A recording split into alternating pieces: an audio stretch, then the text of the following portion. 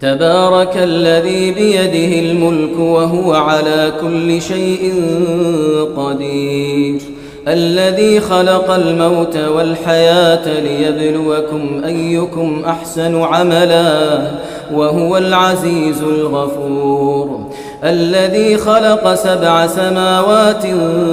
طباقا ما ترى في خلق الرحمن من